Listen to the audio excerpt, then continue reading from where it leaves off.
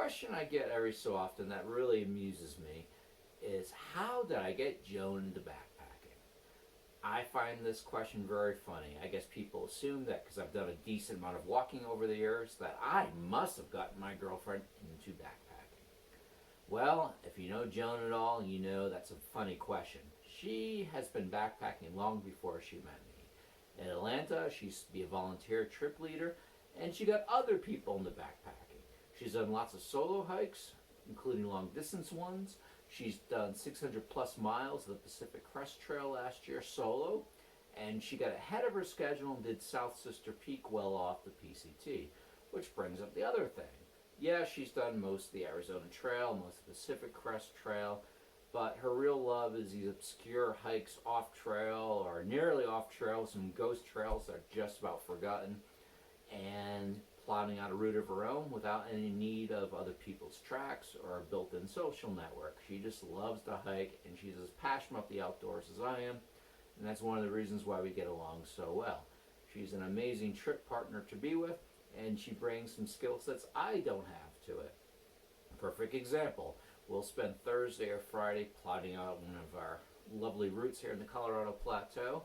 We'll look at old guidebooks, we'll look at Cal Topo or Gaia, we'll look at print maps, but Joan, with her academic background, will also go to JSTOR or similar academic resources and find, putting together the clues from the maps and what people listed in these old academic documents, how to find ancestral Puebloan or Fremont dwellings, as well as the rock images.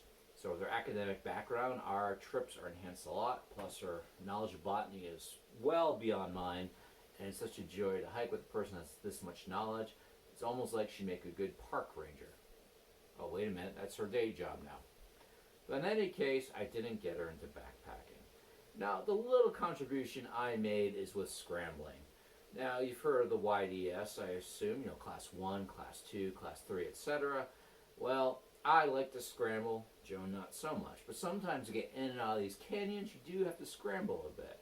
So we've come up with the very unofficial but working for us JCS, the Joan Cautionary Scale. Class 1 JCS, very simple. I look at it, think nothing of scrambling up it. I know Joan can do it.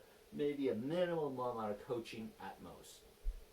JCS 2 means I look at it, think about it, go up. Joan can do it. I might have to grab her pack, but she'll get up it otherwise.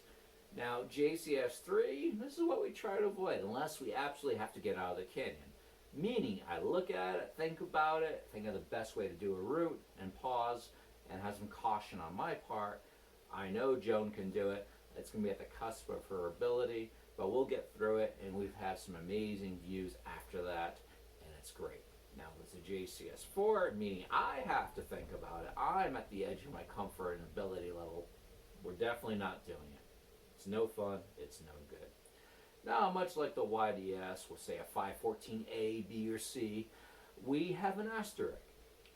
I am 5'6". Joan is 5'10". She has long limbs, has a little more limber of these long limbs than I am, and can get through things a little easier than the short Gimli-like build I have. So sometimes I'll scramble, and I'll get through it, and I'll look at Joan and say, much easier for you, and she'll get through it with no problem and laugh.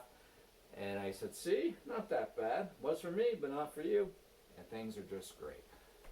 Now, one thing we do have together, too, is a great trip partnership. Joan happens to be one of my closest friends, the woman I love, and I look forward to many further backpacking adventures with her. I didn't get her into backpacking, but I'm sure as heck looking to further backpacking adventures now and in the near future.